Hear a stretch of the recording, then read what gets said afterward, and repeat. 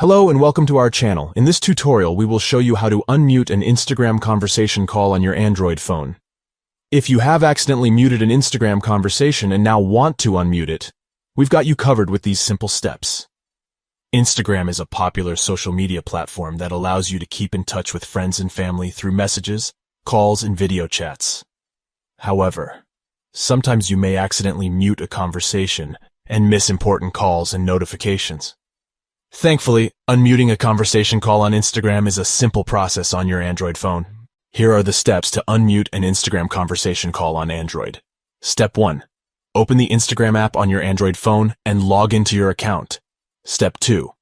Tap on the messenger icon located on the top right corner of the screen to open the conversation screen. Step 3. Long press on the conversation you want to unmute.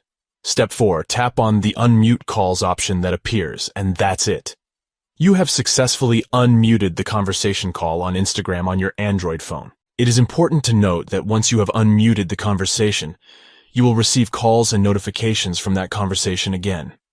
In addition, you can also unmute all conversations in the Instagram app settings.